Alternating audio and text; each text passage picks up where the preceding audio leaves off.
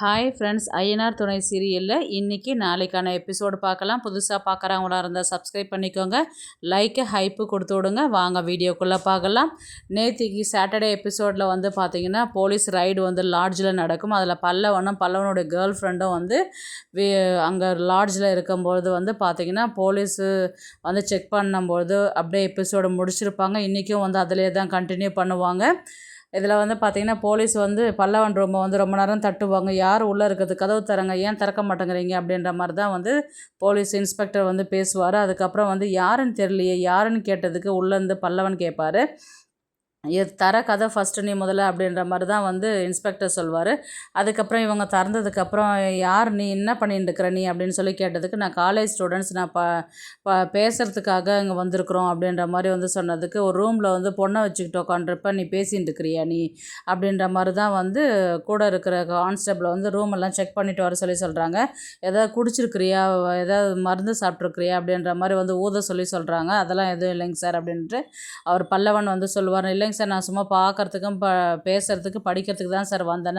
படிக்கிறதுக்கு லாட்ஜுக்கு தான் வருவியா நீ அப்படின்ற மாதிரி தான் வந்து எதுவாக இருந்தாலும் ஸ்டேஷனில் போய் பேசிக்கலாம், வெளியில் வா அப்படின்ற மாதிரி தான் வந்து ரெண்டு பேருமே வெளியில் கூட்டிக்கிட்டு போகிறாங்க. அந்த நேரம் பார்த்து அவங்க அண்ணன் சோழன் வந்து வெளியில் நின்றுட்டுருக்கிறாரு. பல்லவனை பார்த்துட்டு என்ன பல்லவா, என்ன இப்படி பண்ணிட்டு இருக்கிற நீ அப்படின்ற மாதிரி தான் வந்து பேசுவார். உடனே பல்லவன் வந்து சோழன் இருக்கிறத பார்த்துட்டு அண்ணா நான் எதுவும் தப்பு பண்ணலண்ணா, அவங்க என்ன ஸ்டேஷன் கூட்டின்னு போகிறேன்னு சொல்லிட்டு சொல்கிறாங்க, கொஞ்சம் கேளுண்ணா அப்படின்ற மாதிரி தான் வந்து பல்லவன் வந்து சோழன்கிட்ட சொல்லுவார். சோழன் வந்து என்ன சொல்லுவார்னா, சார் இது மாதிரி என் தம்பி தான் சார், விட்டுருங்க சார், காலேஜ் ஸ்டூடெண்ட் சார் அவன் அப்படின்ற மாதிரி தான் வந்து சோழன் வந்து சொன்னதுக்கு இன்ஸ்பெக்டர் வந்து ஏன்பா படிக்கிற பையன் காலேஜ் ஸ்டூடெண்ட்டுன்ற ஒரு பொண்ணை வச்சு ரூமில் என்னப்பா பண்ணிக்கிட்டு இருந்தான் அப்படின்ற மாதிரி தான் வந்து இன்ஸ்பெக்டர் வந்து கேட்பார். இவரும் வந்து பதில் எதுவும் சொல்லாத எதுவாக இருந்தாலும் ஸ்டேஷனில் வந்து பேசிக்க, முதல்ல இப்போ கிளம்புனி அப்படின்ற மாதிரி வந்து பல்லவனை கூட்டிக்கிட்டு நேராக ஒரு இன்ஸ்பெக்டர் வந்து இது ஸ்டேஷனுக்கு கிளம்பிடுவார்.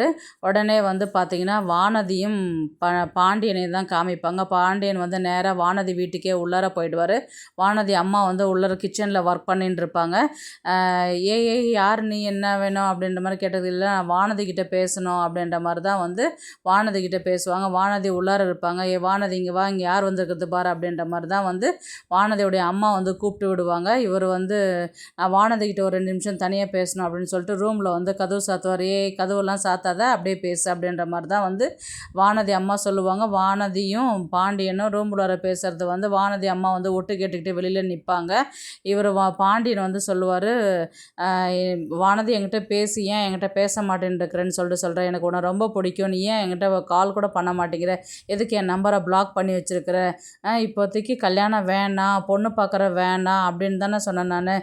நான் ஒரேடியாவாக உன்னை கல்யாணம் பண்ணிக்க மாட்டேன் நான் சொன்னேன். ஏன் நீ அதை புரிஞ்சிக்கவே மாட்டேங்கிற அப்படின்ற மாதிரி தான் வந்து பேசுனதுக்கு, என்ன என் வீட்டில் வந்து ரவுடிசம் பண்ணுறிய நீ அப்படின்ற மாதிரி தான் வந்து வானதி வந்து பாண்டியனை பார்த்து கேட்பாங்க. அப்படிலாம் ஒன்றும் இல்லை, எனக்கு உன்னை ரொம்ப பிடிச்சிருக்குது, நீ என்கிட்ட ஏன் பேச மாட்டேங்கிற, எந்த நம்பர்லேருந்து கால் பண்ணாலும் ஏன் பிளாக் பண்ணுற, அட்லீஸ்ட் நீ வரல போகலனாலும் பரவாயில்ல ஃபோன்லேயாவது பேசு அப்படின்ற மாதிரி தான் வந்து பாண்டியன் வந்து சொல்லுவாங்க. என் மேலே என்ன உனக்கு அக்கறை, என்ன ரொம்ப என்னைக்கில்லாத பாசம் இன்றைக்கி அதிகமாக வந்துடுச்சு உனக்கு அப்படின்ற மாதிரி தான் வானதி வந்து பாண்டியனை பார்த்து கேட்பாங்க. அதுக்கு பாண்டியன் சொல்லுவார், ஆமாம் நீ உன்னை பார்க்காம என்னால் இருக்க முடியல, அதனால தான் உன்னை பார்க்குறதுக்கு தான் வந்தேன் நான் அப்படின்ற மாதிரி தான் வந்து இவங்க பேசுகிறதெல்லாம் கேட்டுட்டு அவங்க அம்மா வெளியில் வெயிட் பண்ணிட்டு இருப்பாங்க.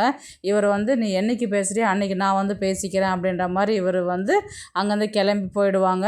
வானதி அம்மா வந்து என்னடி சொல்கிறான், நீ அவனை உண்மையிலே பேசுறது இல்லையா, என்ன சொல்லிட்டு போகிறான், இப்போது என்ன சொன்னான், இப்போ இதான் முடிஞ்சிச்சா, இனி இதுக்கப்புறம் எதனா வருவானா மறுபடியும் அப்படின்ற மாதிரி வந்து கேட்டதுக்கு வானதி என்ன சொல்லுவாங்கன்னா, அப்படியே ஒன்றும் தெரியாத பாப்பா மாதிரி பேசுகிறேன், நானும் அவனும் சண்டை போட்டிருந்தா உனக்கு தானே சந்தோஷம், ரொம்ப ஒன்றும் தெரியாத மாதிரி கேட்குற அப்படின்ற மாதிரி தான் வந்து வானதி சொல்லிட்டு ரூமில் வந்து பாண்டியன் நான் என்னை தேடி வந்து என்கிட்ட பேசுகிறதுக்காக இவ்வளோ தூரம் வந்திருக்கிறானே அப்படின்னும் போது அதை நினச்சி அவங்க வந்து சந்தோஷப்படுவாங்க.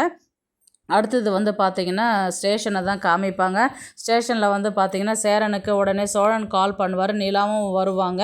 இந்த மாதிரி பல்லவன் வந்து எப்படி அங்கே வந்தார், நான் சவாரிக்கு போயிருந்தேன், அங்கே அவன் வந்ததுனால நான் பேசுகிறேன்னு போனேன், உடனே அவன் கேர்ள் ஃப்ரெண்ட் வந்ததுனால நான் போகலன்னு சொல்லிட்டு நான் சவாரிக்கு போயிட்டுருந்தேன். அந்த நேரம் பார்த்து பல்லவன் இருந்தான். பல்லவன் கூட பார்த்தா ஒரு கேர்ள் ஃப்ரெண்ட் இருந்தா. அவங்க 2 பேரும் ரூம் உள்ளார போனாங்கன்னா, அது மட்டும் தான் எனக்கு தெரியும். அவன் வெளியில வந்தா நான் கேட்கலான்றதுக்காக தான் வெயிட் பண்ணிக்கிட்டு இருந்தேன் நானு. உடனே அங்க ஏதோ ரைடு போலீஸ் வந்தாங்க. உடனே பல்லவன அரெஸ்ட் பண்ணிட்டு வந்தாருன்னு சொல்லிட்டு நடந்த விஷயத்த வந்து சோழன் வந்து சேரனுக்கு சொல்லுவாரு. சேரன் சொல்லுவாரு, "நான் இப்படியாடா உங்கள வளர்த்தேன் நானு. எதுக்குடா இப்படி என் உயிர வாங்குறீங்க?" அப்படின்ற மாரி தான் வந்து சேரன் வந்து கேட்பாரு.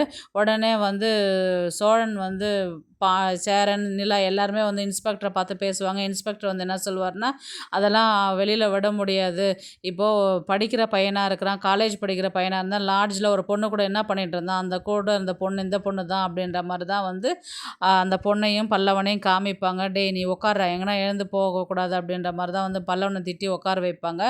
இவங்க உடனே வந்து அதெல்லாம் வெளியில அனுப்ப முடியாதுன்னு சொல்லிட்டு இன்ஸ்பெக்டர் வந்து திட்டி அனுப்பிச்சு விட்டுருவாரு.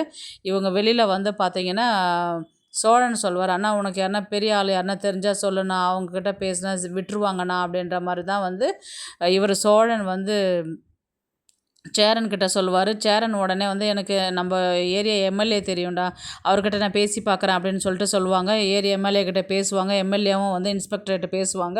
மறுபடியும் இந்த மாதிரிலாம் பண்ணக்கூடாதுன்னு சொல்லிட்டு சைன் பண்ணிவிட்டு வெளியில் அனுப்புவாங்க. அப்படியே இன்றைக்கான எபிசோடு வந்து முடிப்பாங்க. பல்லவனை கூட்டிக்கிட்டு நேராக வீட்டுக்கு போவாங்க. வீட்டுக்கு போனவுடனே சோழன் வந்து பல்லவனை வந்து அடிப்பார்.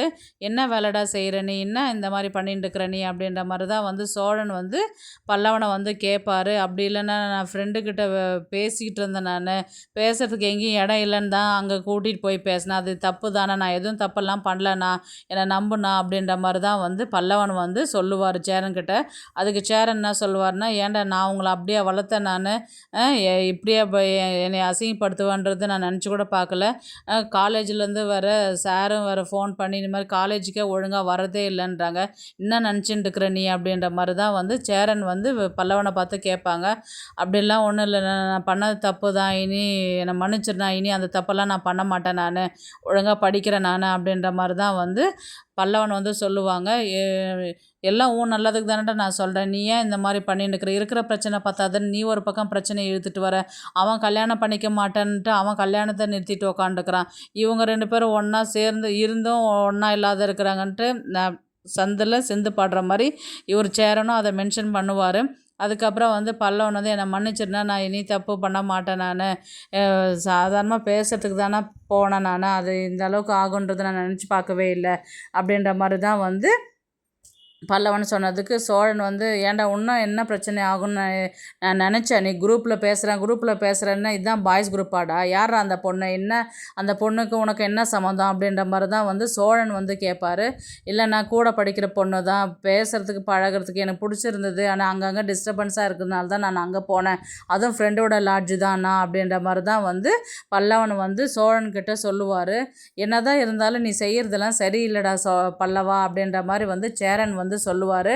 உடனே வந்து பார்த்தீங்கன்னா, அடுத்தது பார்த்தீங்கன்னா, வானதி தான் வந்து பாண்டியனுக்கு அன்பிளாக் பண்ணிவிட்டு கால் பண்ணுவாங்க. இவர் பாண்டியனும் வந்து வானதி கிட்ட பேசுவாங்க. "நான் அவ்வளோ சொல்லிட்டு வந்தும் இப்போ தான் உனக்கு கால் பண்ணணும்னு தோணுச்சா உனக்கு?" அப்படின்ற மாதிரி தான் வந்து பாண்டியன் வந்து வானதியை பார்த்து கேட்குற மாதிரி இருக்கும்.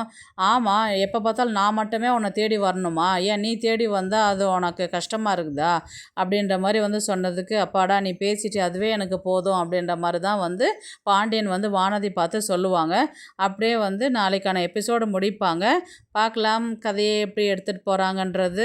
இந்த வீடியோ பிடிச்சிருந்தா ப்ளீஸ் லைக் பண்ணுங்கள், ஷேர் பண்ணுங்கள், சப்ஸ்கிரைப் பண்ணுங்கள். தேங்க்ஸ் ஃபார் வாட்சிங். இந்த வீடியோ பிடிச்சிருந்தா லைக் பண்ணுங்க, நம்ம சேனலை சப்ஸ்கிரைப் பண்ணுங்க. உங்க ஆதரவு ரொம்ப முக்கியம். நன்றி.